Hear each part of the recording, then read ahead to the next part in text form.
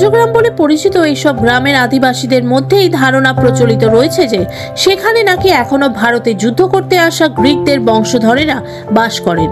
ধূসর রুক্ষ পাহাড়ের মধ্যে সর্পিল রাস্তা, তা পেরিয়ে উপত্যকা নীল হ্রদ। লাদাখ শব্দের অর্থ গিরিবর্তের দেশ। চোখে না দেখলে অনুভব করা যায় না এই সৌন্দর্য। পাথরের যে কত রকম রং ও রূপ হতে পারে তা লাদাখ না ঘুরলে বোঝা যায় না। অপরূপ নিঃস্বর্গের ডালি নিয়ে লাদাখ বসে আছে হিমালয়ের কোলে। সেখানকার আদিবাসীদের মধ্যে এই ধারণা প্রচলিত রয়েছে যে আর্য গ্রাম বলে পরিচিত এইসব গ্রামে নাকি এখনো ভারতে যুদ্ধ করতে আসা গ্রিকদের বংশধরেরা বাস করেন। গ্রামে বাস করা ব্রোকপা বা দার্দ উপজাতির দাবি তারা আলেকজান্ডারের সেনাদের বংশধর। এই উপজাতির শারীরিক বৈশিষ্ট্যের সঙ্গে ইউরোপীয় জনজাতির দৈহিক বৈশিষ্ট্যের বেশ সাদৃশ্য রয়েছে।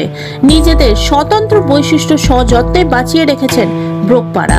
বিদেশিদের মধ্যে খাঁটি আর্য রক্তের প্রতি আমোঘ আকর্ষণ রয়েছে।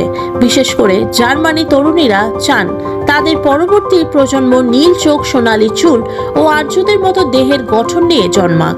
সেই টানেই গ্রামের পুরুষদের ঐরসে সন্তান ধারণ করতে লাদাখে চলে আসেন তারা। ব্রোকপা সম্প্রদায়ের পুরুষদের সন্তান ধারণের জন্য এই প্রত্যন্ত অঞ্চলে ছুটে আসেন বিদেশি মহিলারা।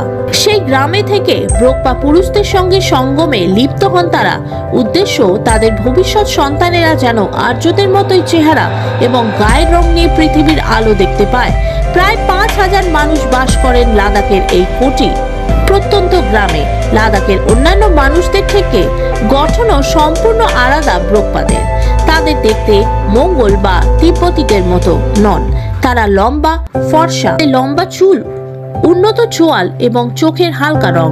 ব্রোকপারা দাবি করেন তারাই পৃথিবীর শেষ অবশিষ্ট বিশুদ্ধ আর্য। তাদের শরীরে বইছে খাঁটি আর্য রক্ত। সাধারণত ইন্দো ইরানি বংশোদ্ভূতদের আর্য বলা হতো। কাদের আর্য বলা হবে সেই নিয়ে অবশ্য তর্কের অবকাশ রয়েছে। সে প্রসঙ্গে এখনো দ্বন্দ্ব কাটেনি। ভারত বিজয়ের স্বপ্ন অধরা রেখেই গ্রিসে ফিরে যেতে হয় আলেকজান্ডারকে।